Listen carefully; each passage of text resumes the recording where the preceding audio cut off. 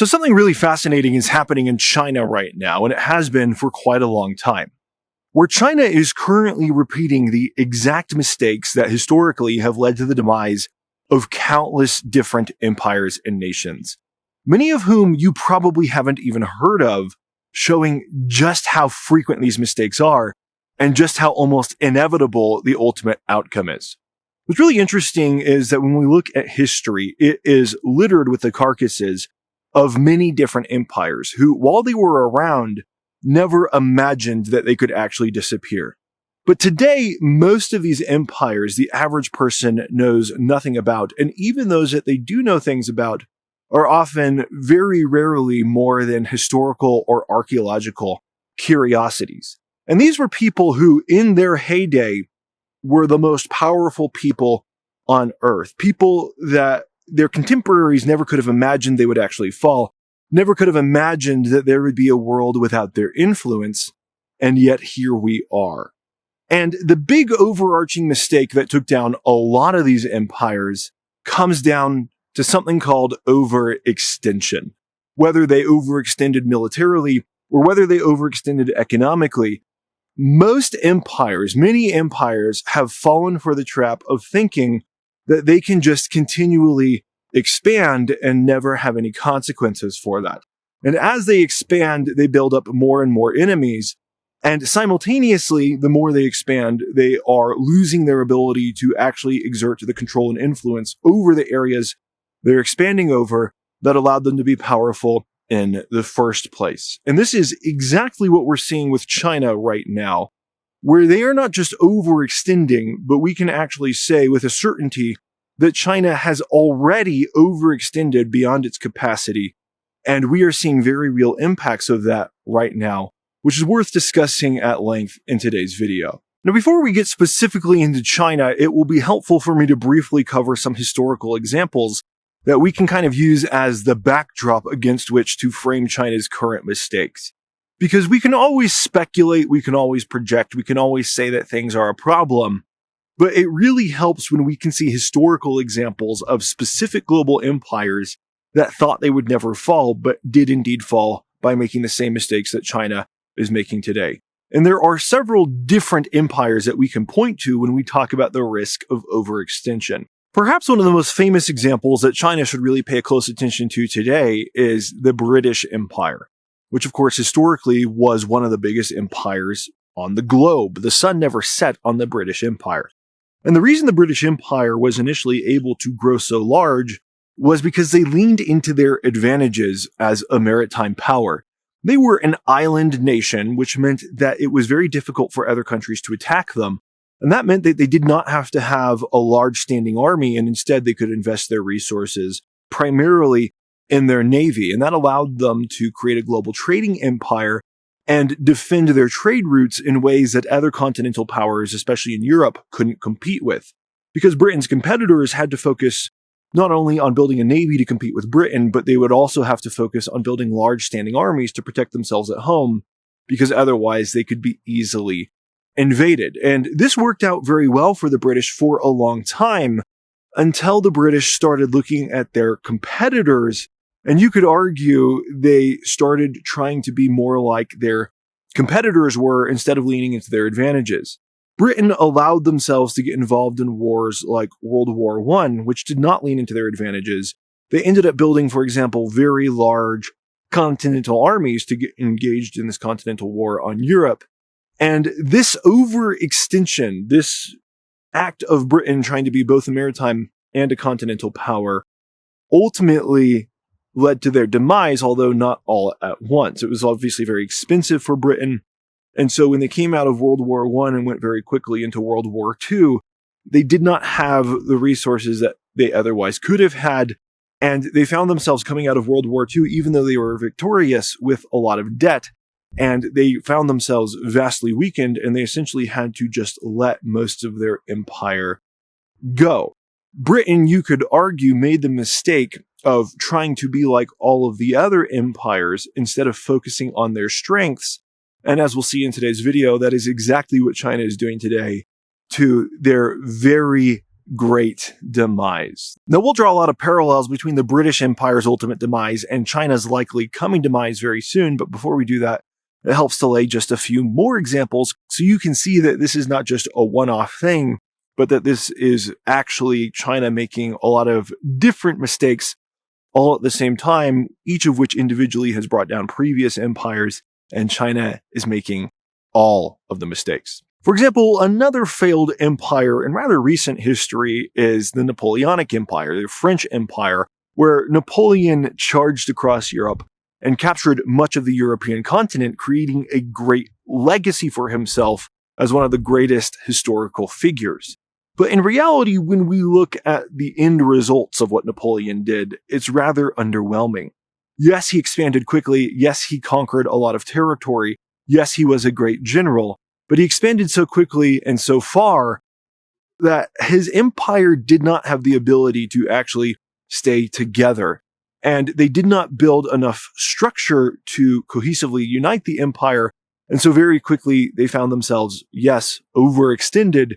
And the Napoleonic Empire fell rather quickly, even though it was, from a historical perspective, a rather recent occurrence.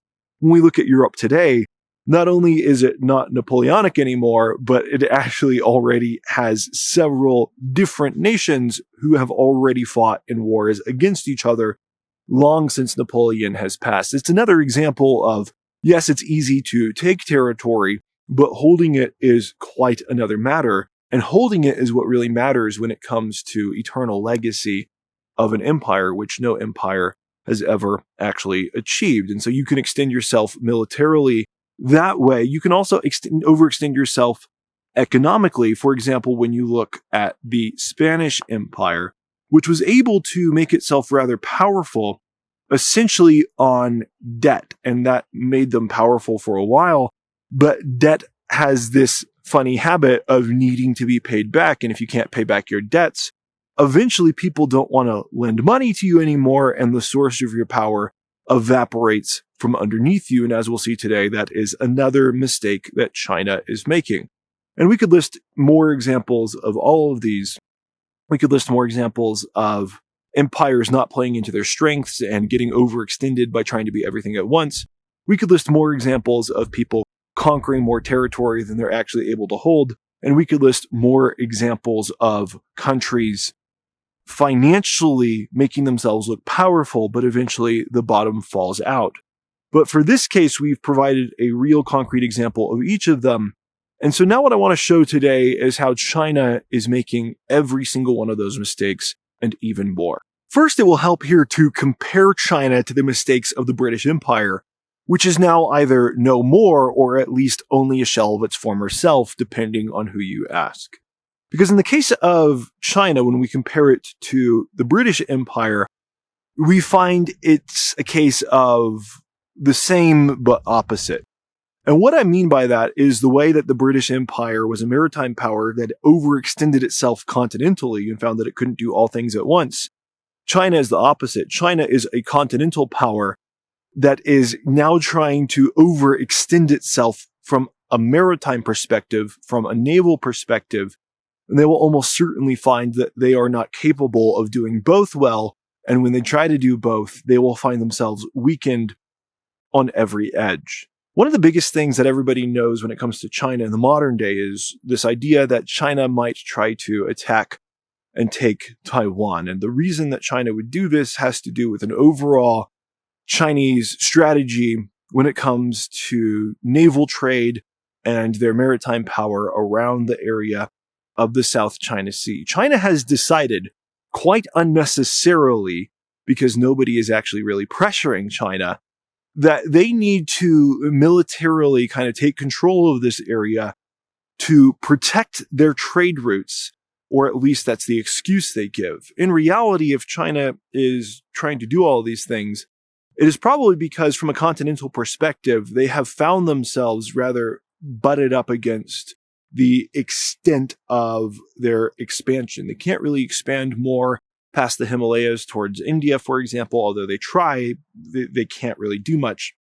They can't really expand too much more to the west, and perhaps they could expand into Siberia and maybe they will, but that would cause a lot of different problems, and maybe we'll get into that later. The point is, China is finding itself as a continental power rather at the limits of what it can do, and it is now trying to do both things, and yet China is not actually capable economically of doing both things, and it's not actually capable of mustering enough resources to fight in both areas. So that's the first mistake China is making. Like the British Empire of old, they are trying to do all things at once, and inevitably when you try to do everything, you just end up doing a lot of things and not doing anything well. The exception to this, though, might be if China does try to extend its continental empire, but like I said, that comes with problems of its own. And in this case, China ends up in a situation very similar to Napoleon, or also you could also say Hitler, when they both tried to conquer all of Europe. Because one option that China has to extend its continental power is to move north into Siberia, and that is something that likely looks very attractive to China at this exact moment because of how weak Russia has made itself with its war against Ukraine. And there's a lot of historical reasons that China might want to do this. There's a lot of strategic reasons, etc., etc. I've done entire videos on that. But for the point of this video, I want to point out how if China does such a thing, and they might do it, that would still be a mistake for China, even if it ended up hurting Russia, because China then would find themselves as a continental power overextended. What a lot of people don't know in the Western world, although they should, because there's been news articles about it for decades, is that China's neighbors don't exactly like China, and that goes for the majority of China's neighbors, especially their largest neighbor, which is India, which militarily is actually quite a capable country. They might not be on par with the United States, but they could certainly do some damage to China, and they have some territorial disputes with China that would make them actually want to. And in fact, in the past, India and China have fought small-scale wars against each other over their territorial disputes. So for China, the problem of trying to expand their continental empire by moving to the north into Siberia is that this would put them at war with Russia, which is a nuclear power, and also it would likely make India have an excuse to attack China, and maybe India would actually, militarily feel like that was their best opportunity, while China itself was kind of distracted on its northern borders. And this would put China in the exact situation that historically has always taken down continental powers, which is a two-front war. As a continental power, the number one thing you want to avoid is a two-front war, because it's very difficult to fight a war in general, but when you have to have separate supply lines, separate battalions of troops going to every front of your country, and also it means that you can't get supplies in from other areas because every corner of your country is basically surrounded by warfare, that puts you in a very precarious situation, and that is the situation that China would almost certainly find itself in if it tried to expand itself from a continental perspective. China needs energy in order to exist. China does not have enough energy as a country within itself, so it has to import energy either from Russia, which they don't really actually have all that much capacity from Russia, and they haven't built more, or they have to get the energy through the Straits of Malacca, which run south kind of nearish to India, but also it's just an easy choke point that anybody at war with China could easily close off. And so whatever move China makes from a continental perspective, they're unlikely to be able to successfully expand, because even if from a military perspective they started doing quite well, they would not have enough energy to continue their campaign for long enough while their opponents would. And their lack of energy would also nullify China's main advantage, which is their industrial capacity, because if you don't have enough energy, it doesn't matter how much industrial capacity you have, you can't use all of it or even most of it. So this problem for China with India is obviously a big problem, but there are some challenges for India itself, which in my view make China likely to underestimate the danger, and they might actually potentially make a move against Russia if that's what they want to do, not recognizing the reality of how bad a war with India would actually be for China. Because India, it's difficult, but not impossible for India to move a lot of troops into China, etc. etc., China might underestimate its opponent and it might try to overextend itself continentally. When we look at China right now, it is kind of at the limits of its continental power, bordering on overextension, and they might actually dip into overextension of their continental power while they are simultaneously overextending themselves by dipping into the maritime power. And the reason that China might make these mistakes is because China is currently in a dilemma, and it's a big one.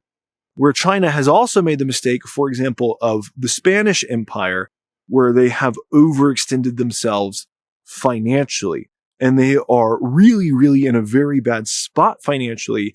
And maybe the only way for them to overcome that is by being successful in a continental war. And so that puts China in this dilemma. They have to make one of a lot of different bad decisions.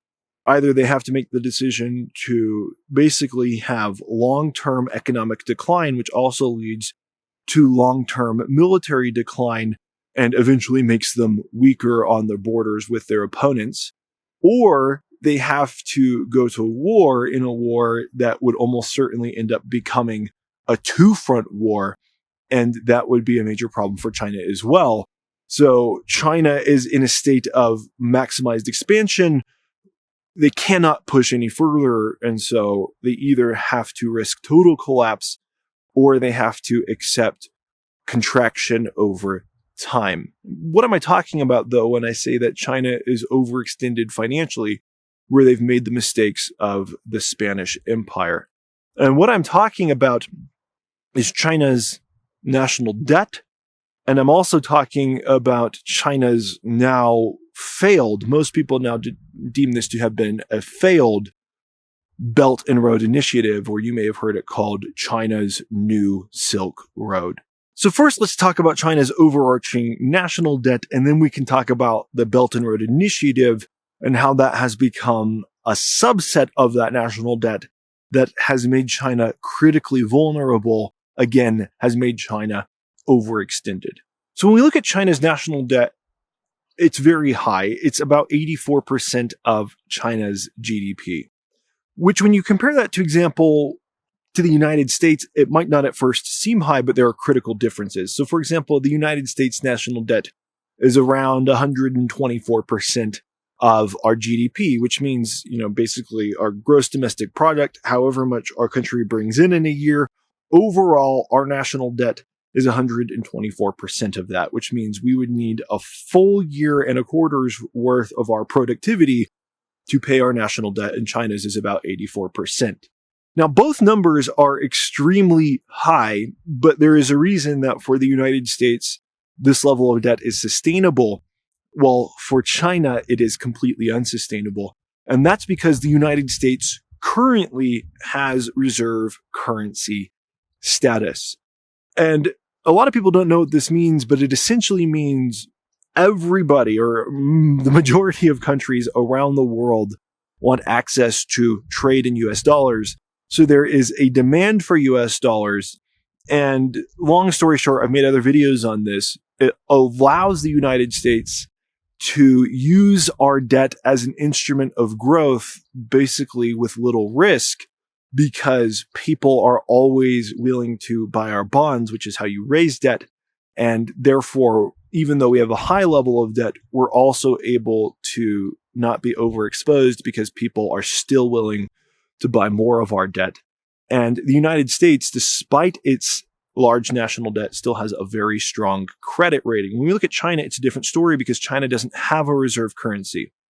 China has the Chinese yuan, and it is a currency that not a lot of people around the world trust, particularly because obviously you have the Chinese Communist Party. It is a one-party state. Not a lot of people trust them. And so not a lot of people want to own China's money because they're afraid that basically anything could happen. And indeed, we've seen a lot of reckless projects with China's spending. You might see the United States as reckless, and you could argue maybe we have been, but we haven't done what China has done, where they have literally built entire cities that are now empty, where they just have all this overbuilt real estate that nobody is living in similar projects like that, where China has tried to be like the United States, but they don't actually have the internal capacity to actually function like the United States.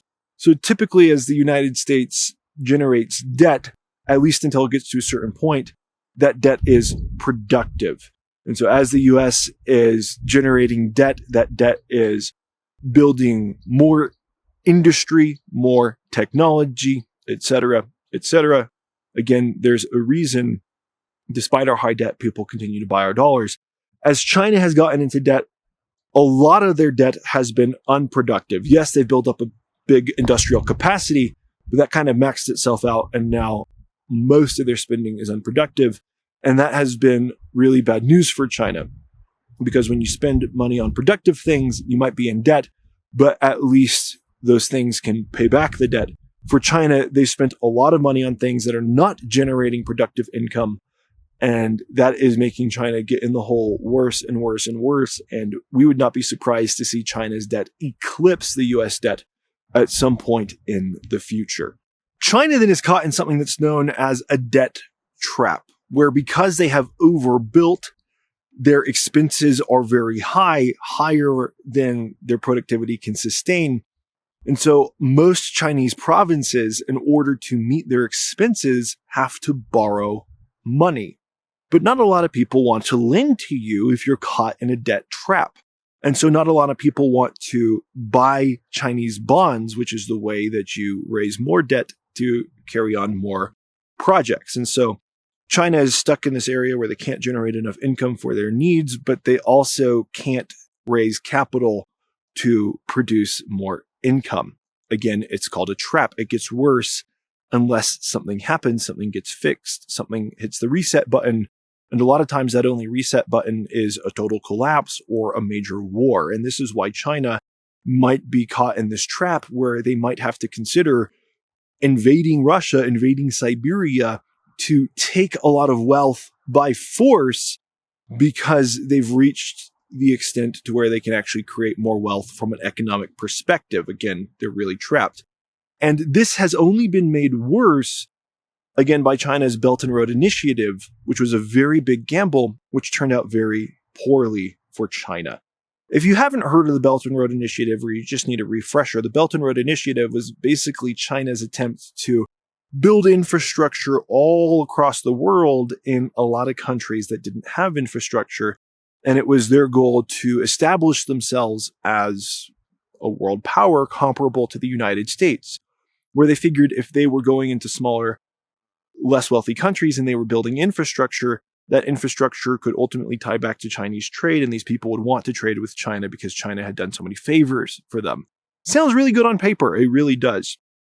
And on paper, it's very similar to, for example, how the United States became so influential in the modern world, which was the Marshall Plan, where after World War II, the United States did something very similar to what China attempted to do, where we went into Europe with the Marshall Plan and we funded a lot of the rebuilding of industry, rebuilding the capacity that was destroyed during World War II. But there's a crucial difference between what the US did with the Marshall Plan and what China attempted to do, which is why the US was successful and China has been very unsuccessful and has only increased their debt.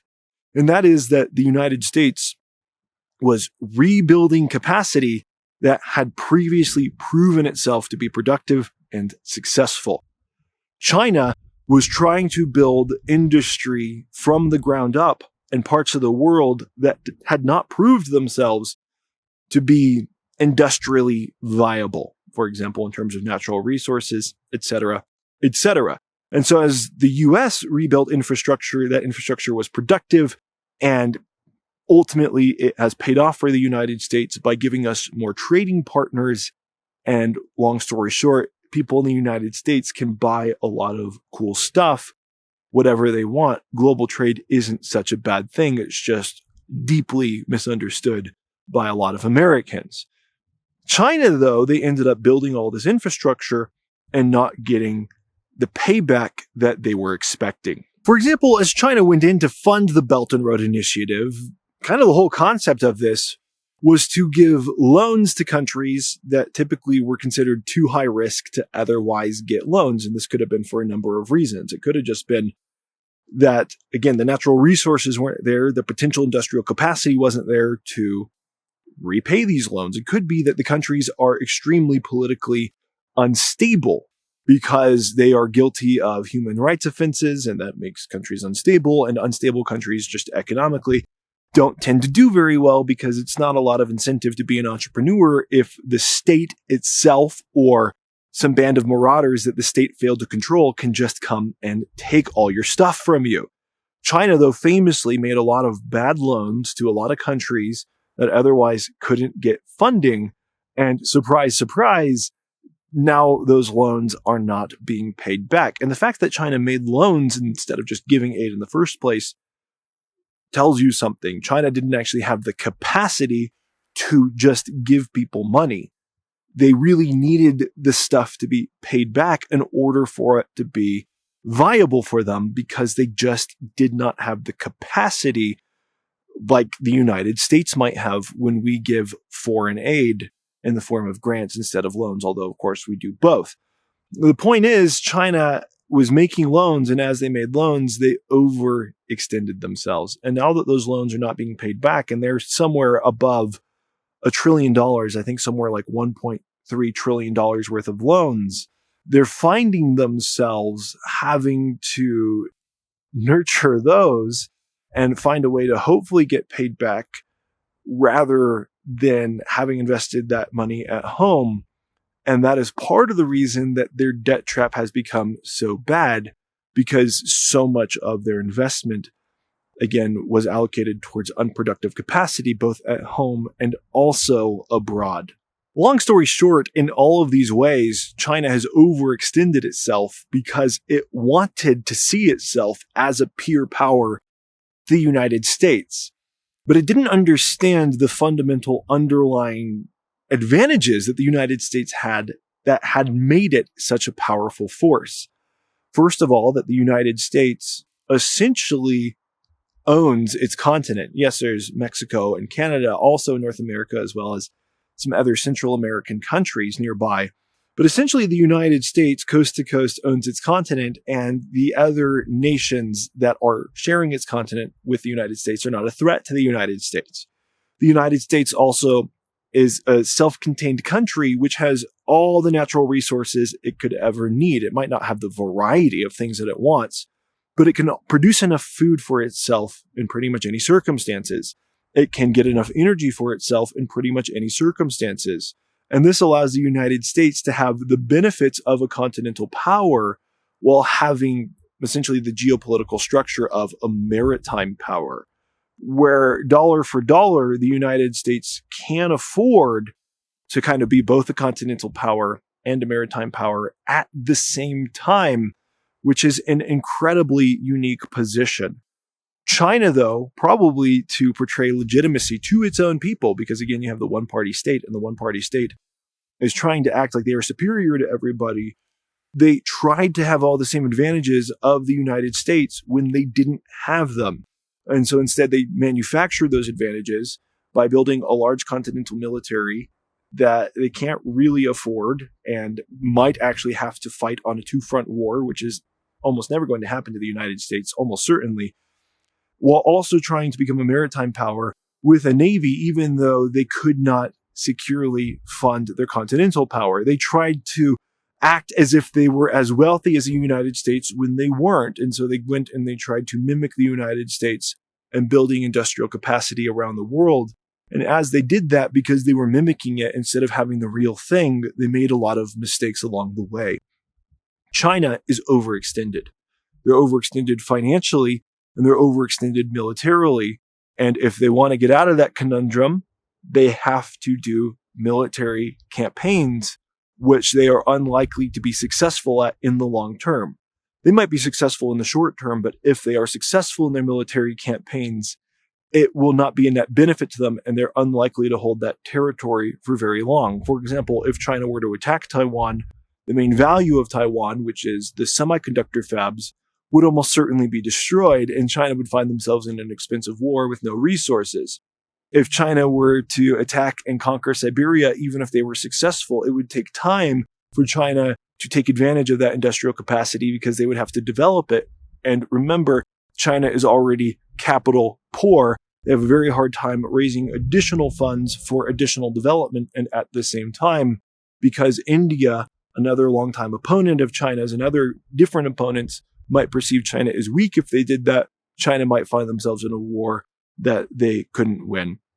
And so China is this classic example of an overextended empire, and they don't just match one profile of an overextended empire, they match several profiles of overextended empire all at the same time. And so long term, China's rise seems to be almost certainly at its upper limit. And we'll see what happens over the next couple of decades. But I'd be very surprised if China gets stronger. I would not be surprised at all if China begins a period of progressive decline. That said, if you've enjoyed this video, even though it covered a lot, it is just the tip of the iceberg. And I have several other lengthy videos on China where I cover several things that I have no doubt if you found this video interesting and if you watched this long, you'll find those videos very interesting as well. If you did enjoy this video, be sure to like the video and subscribe to the channel. Those things are completely free. They take just a second, but they help me out a lot. And if you've enjoyed this channel for some time, if you enjoy the videos that I put out, also consider supporting the channel more. There are several links in the description by which you can do so. Consider becoming a patron of the channel or a YouTube channel member. I really appreciate all of the support, even if it's just a like on the video. So thank you to everybody who has watched this video this far, and I look forward to seeing you on the next one.